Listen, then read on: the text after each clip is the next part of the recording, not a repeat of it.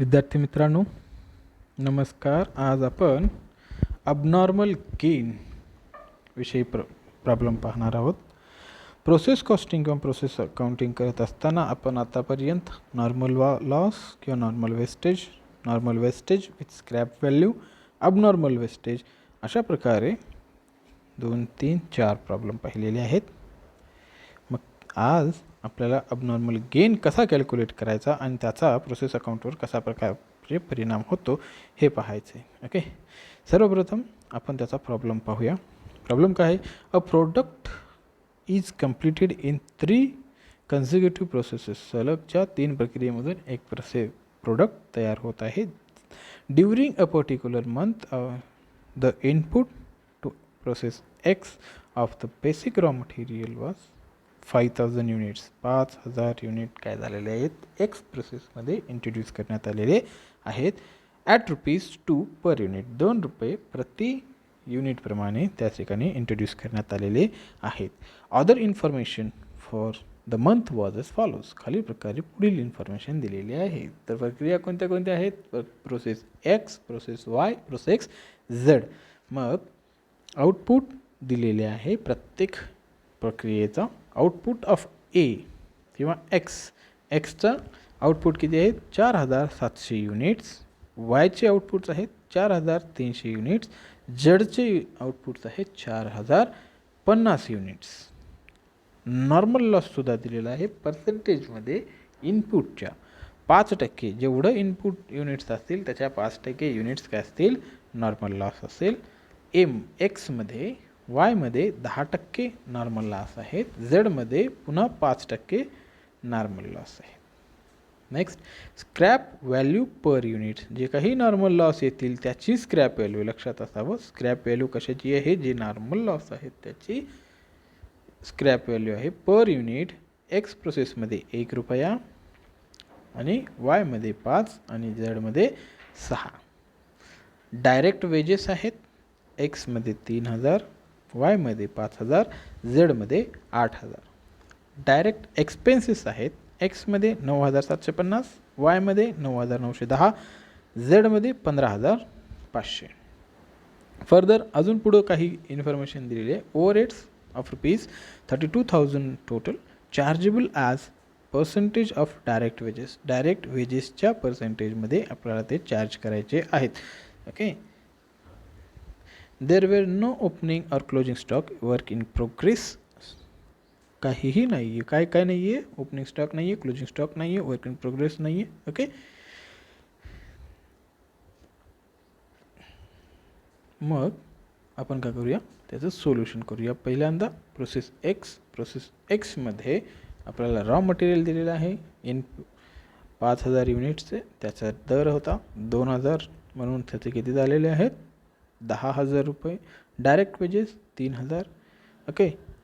त्यानंतर direct expenses 9750. हे सर्व दिलेलं आहे. ओव्हरहेड्स, सर्वात महत्त्वाचं काय? ओव्हरहेड्स किती येतं? तर आपल्याला डायरेक्ट वेजेसच्या तुलनेमध्ये द्यायचे आहेत. हे करत असताना आपल्याला त्याचा काय करावं लागतं? एक रेशिओ बनवावा लागतो. 3000. ओके.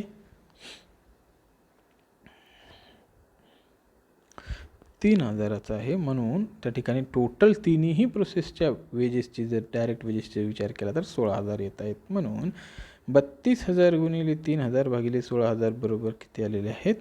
6000 आपल्याकडे ओव्हरहेड्स आलेले आहेत. ठीक आहे. त्यानंतर या ठिकाणी बघा, क्रेडिट बाजूला नॉर्मल लॉस जो की आपल्याला दिलेला आहे. नॉर्मल लॉस किती आलेला आहे? हो, 5%, 250. किती युनिट्स? 250 युनिट्स. जो की प्रति युनिट त्याची स्क्रॅप व्हॅल्यूसुद्धा आपल्याला दिलेली आहे ₹1. प्रति युनिट ₹1. 250 अमाऊंट किती आली? 250. अब नॉर्मल लॉस हे कसं कधी येईल? जेव्हा आपल्याला ट्रान्सफर माहीत असेल. ट्रान्सफर माहीत आहे किंवा मग त्याला आपण आउटपुट म्हणू. आउटपुट ऑफ प्रोसेस एक्स बरोबर 4700. ओके. 4700 आउटपुट आहे आणि नॉर्मल लॉस 250 युनिट्स आहेत. तर किती झाले हो? 4000 950 युनिट्स झाले. मग 50 युनिट्स कमी पडत आहेत. जे कमी पडत आहेत त्याला आपण म्हणतो abnormal loss which is not recorded. Okay, जे की कुठेही असं लक्षात आलेले नाही आहेत. म्हणजेच आपण बॅलन्सिंग फिगर करूनच नेहमी काय काढत असतो, अबनॉर्मल लॉस काढत असतो. म्हणून या ठिकाणी अबनॉर्मल लॉस किती आलेले आहेत, 50 युनिट्स आलेले आहेत. मग आता हे अबनॉर्मल लॉस आहेत. इकडं आपल्याला जरी अमाऊंट दिसत असेल तरीसुद्धा ती अमाऊंट लिहिण्याच्या अगोदर आपल्याला त्याचं कॅल्क्युलेशन करावं लागतं. आणि ते कॅल्क्युलेशन करण्यासाठी तुम्हाला पण माहिती आहे सूत्र काय आहे, normal cost of normal production divided by normal output into units of normal loss. चलो 28,500. ओके, काय आहेत, normal cost of normal production. याच्या अगोदरसुद्धा आपण पाहिलं आहे की अबनॉर्मल लॉसच्या समोर जे युनिट्स नाही, सपोज असं गृहीत धरायचं की अबनॉर्मल लॉस झालाच नाही, मग त्यावेळेस किती युनिट्स शिल्लक राहतील आणि अमाऊंट किती शिल्लक राहील. जर समजा अबनॉर्मल लॉस या प्रॉब्लेममध्ये झालाच नाही समजलं असेल तर आउटपुट युनिट्स किती राहिले असते, 4,750. राईट, आणि अमाऊंट किती झाली असते, ही 300 कटले असते आणि ते 28,200मध्ये ॲड झाले असते. म्हणून 28,500 भागिले 4,750 गुणिले आत्ता आलेले जे काही अबनॉर्मल युनिट्स आहेत अबनॉर्मल लॉसचे, ते केलेलं आहे 50 युनिट्स बरोबर अमाऊंट किती आलेली आहे, 300. म्हणून ती त्यावेळेस 300 आपण अमाऊंट कुठे घ्यायची, अमाऊंट रकान्यात घ्यायची आणि balancing figure transfer to process Y.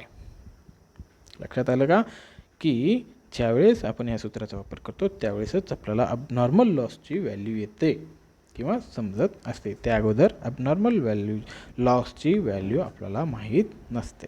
Next process Y. आता प्रोसेस वायमध्ये काय आहे, अबनॉर्मल गेन, जो की ह्या व्हिडिओचा सर्वात महत्त्वाचा पार्ट आहे की याच गोष्टीवर आपण काय केलेलं आहे, व्हिडिओ तयार केली. काय कॅल्क्युलेट, कारण अबनॉर्मल लॉससाठी तर या अगोदर आपण पाहिलेलाच होता, परंतु या प्रॉब्लेममध्ये आपल्याला अबनॉर्मल गेन मिळत आहे. कसा मिळत आहे लक्षात घ्या. प्रोसेस एक्सपासून 4,700 युनिट्स मिळाले, त्याची अमाऊंट झाली 28,200. डायरेक्ट वेजेस आहेत 5,000, डायरेक्ट एक्सपेन्सेस आहेत 9,910. ओव्हरहेड्स मिळाले आपल्याला 10,000 सूत्रानुसार कॅल्क्युलेट केल्याच्या नंतर. त्यानंतर काय करायचं आपल्याला, कोण्या बाजूला यायचं आहे, क्रेडिट बाजूला यायचं आहे. नॉर्मल लॉस किती आहे, युनिट इंट्रोड्यूसच्या 10% आहे. मग 10% म्हणजे किती आले, 470 युनिट्स. आणि त्याचा दर आपण कॅल्क्युलेट केला तर अमाऊंट किती आली आहे, 2,350 रुपये. ओके, आणि ट्रान्सफर दिलेला आहे, transfer to next process that is process Z. Z प्रोसेसला जे ट्रान्सफर केलेलं आहे ते आहे 4,300. म्हणजेच आउटपुट जे आपल्याला आपल्या या प्रॉब्लेममध्ये दिलेलं आहे वाय प्रोसेसचं आउटपुट दिलेलं आहे 4,300 युनिट्स. त्याचा दरसुद्धा दिलेला आहे की ज्याचं अमाऊंट पूर्ण होत आहेत 51,600. राईट. हां, मग आता हे कॅल्क्युलेट करण्यासाठी आपण काय करावं लागतं, सुरुवातीला पाहिलं तर युनिट्सची रक्कम जी आहे, युनिट्स किती झालेले आहेत, 470 अधिक आउटपुट 4,300, जवळपास 4,770. म्हणजेच जर डेबिट बाजूला तुम्ही आलो आणि पाहिलं की प्रोसेस एक्सपासून तुम्हाला किती युनिट्स मिळालेले आहेत, 4,700 युनिट्स मिळालेत, परंतु टोटल जर युनिट्स आउटपुट गृहीत धरले, नॉर्मल लॉस गृहीत धरला तर तुम्हाला किती व्हायलेत, 4,770. म्हणजे 700 आणि 770 म्हणजे 70 युनिट्स अधिकचे का आले, तर या ठिकाणी अबनॉर्मल गेन झाला, अधिकचा नफा झाला, असाधारण नफा म्हणायचं त्याला. असाधारण नफा कसा झाला, तर 70 युनिट्स आलेले आहेत आपल्याकडं आगाऊचे जे दिसत आहेत. आगाऊचे म्हणजे कुठून, दुसरीकडून असंच आलेत का, आभाळातून आलेत का, किंवा कोणीतरी असं दक्षिणा दिल्यासारखं दिले का, नाही. तर ते काय झालेलं आहे की whenever the expected loss, normal loss is less than the actual. Okay, काय आहे की आपण जे काही एक्सपेक्टेड लॉस केलेला आहे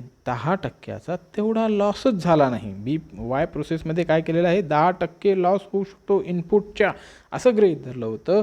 परंतु त्या ठिकाणी प्रत्यक्षामध्ये काय झालेलं नाही आहे की 10% लॉस झालेला नसेल. परंतु आपला रेकॉर्ड करत असताना एक्सपेक्टेड जेवढं एक्सपेक्टेशन असतं की एवढे टक्के लॉस होतो, तेवढंच आपल्याला काय करावं लागतं, त्या ठिकाणी लॉसमध्ये, नॉर्मल लॉसमध्ये युनिट्स घ्यावे लागतात. आणि जे आगाऊचे जे आता या ठिकाणी काय झालेले आहेत, 70 युनिट्स काय होऊ लागलेत, एक्स्ट्रा गेन होऊ लागला, असाधारण नफा होऊ लागला. म्हणून तो वाय प्रोसेसच्या डेबिट बाजूला लिहिलं. काय म्हणून लिहिलेलं आहे, रेड सिग्नलमध्ये, टू अबनॉर्मल गेन 70 युनिट. आता हे 840 कसे आलेले आहेत, 840 हे आपल्याला सूत्रानुसारच कॅल्क्युलेट करावं लागतं. त्यासाठी वर्किंग नोट दिलेली आहे. काय वर्किंग नोट आहे हो, सूत्र आहे आपल्याकडं. abnormal gain equals normal cost of normal production divided by normal output into units of abnormal gain.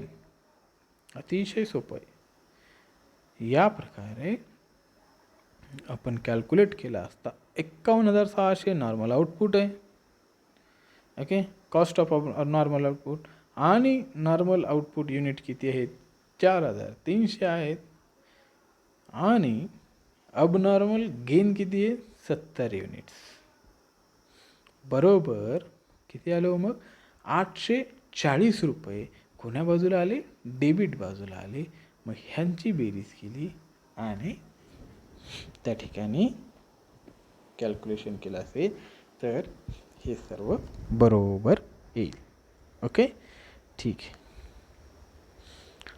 Process जड राहिलेली आहे.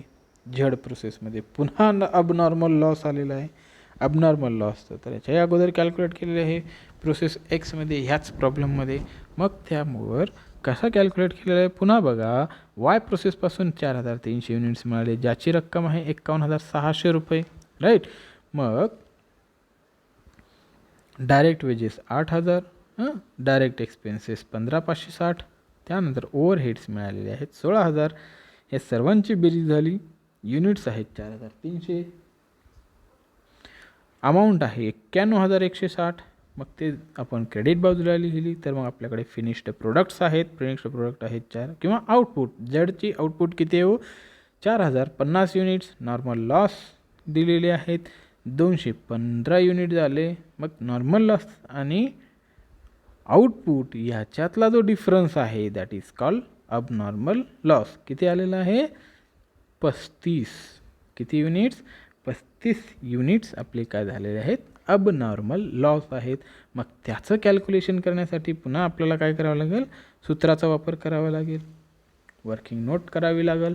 मग त्या ठिकाणी काय केलेलं आहे, सूत्र वापरलं. Abnormal loss equals normal cost of normal production divided by normal output into units of abnormal loss.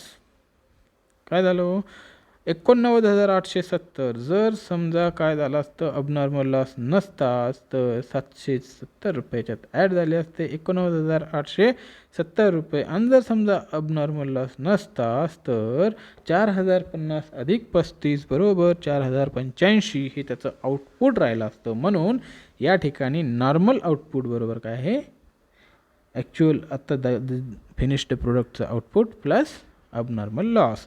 मग त्याच्यानंतर गुणाकार कशाने केलेला आहे, ॲक्च्युअल अबनॉर्मल लॉस किती झालेले आहेत त्याच्याने गुणाकार करा. उत्तर येऊन जाईल तुम्हाला किती, 770 रुपये. ते 770 रुपये मला अमाऊंट कॉलममध्ये लिहायचे आहेत. कशासमोर लिहायचे आहेत, अबनॉर्मल लॉसच्या समोर लिहायचे आहेत. आणि त्याचं ओव्हरऑल काय करून घ्यायचं आहे, तुम्हाला बेरीज करून घ्यायची आहे, म्हणजेच तुमचं उत्तर सॉल्व्ह होऊन जाईल. या प्रकारे आपल्याकडे काय आहे, normal loss without scrap value, normal loss with scrap value, abnormal loss, abnormal gain, या सर्व शक्य असलेल्या किंवा होऊ शकणाऱ्या घटनांचा आपण सर्व प्रकारे काय केलेला आहे, अभ्यास केलेला आहे. Okay, thank you. माझ्या चॅनलला सबस्क्राईब करा आणि बेल आयकॉन दाबायला विसरू नका.